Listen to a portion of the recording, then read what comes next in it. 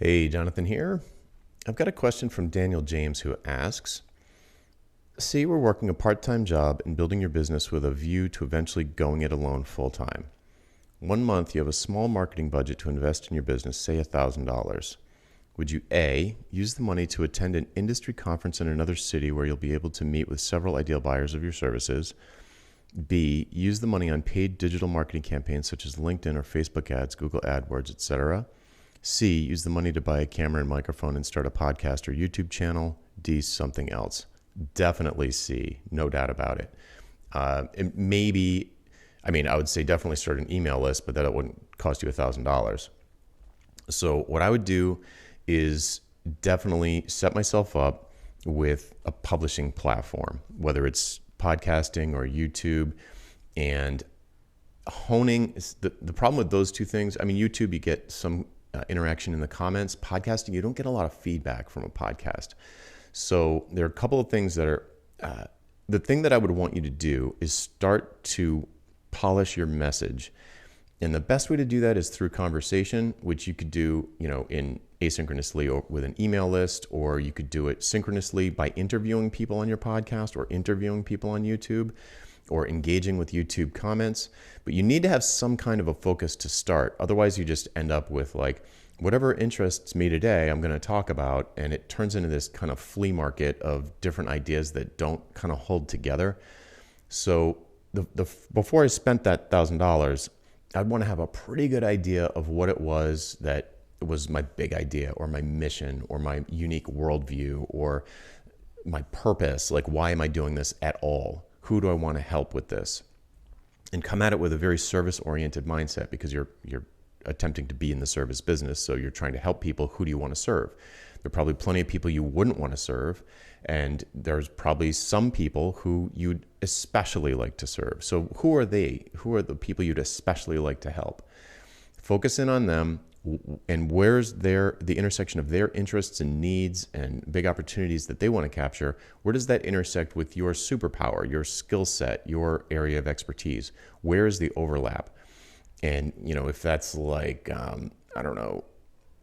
React Native for soccer moms or something like that, something that's focused, or, there's some kind of gravitational pull at the center of your solar system. You want to have like a sun in the center of your content solar system. So where the sun is like your core thing. With me, it's like ditching hourly, stop trading time for money. That's the central theme. And all of the different subjects that I talk about, whether it's writing proposals or how to land a speaking gig or how to run a podcast or all these different things, pricing, anything, those are all, I see them as individual planets that are all circling around this center of gravity, which is stop trading time for money. And if you have that already, you might have that already, in which case it'd be like, yeah, blow the grand on like a Simplecast account, a microphone, and maybe Zoom or something, so that you can interview people really easily.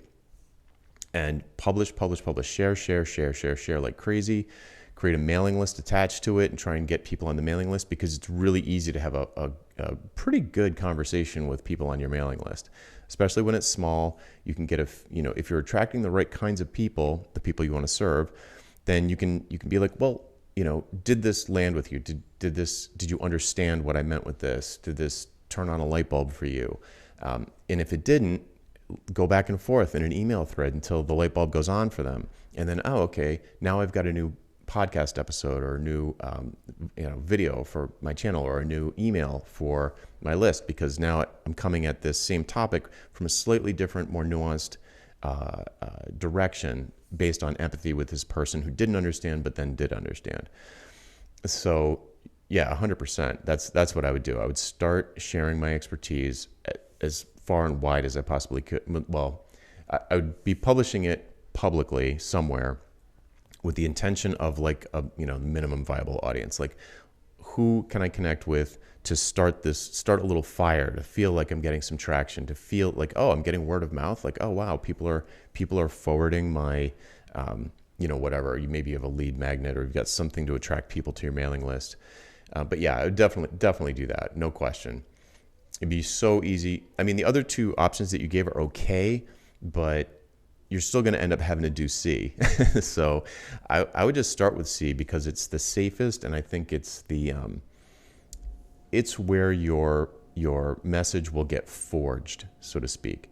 So you'll learn how to, like, you have these ideas and you have this knowledge and you have this expertise, but that doesn't mean you know how to communicate it to someone else. You might communicate it in a way that they just don't get it. So you need to learn how to communicate with an audience in a way that they're going to say, oh, aha, like that they have an aha moment because you've connected the dots for them. So yeah, no question, I would definitely go with C, with the addition of an email list. Cool, I hope that helped.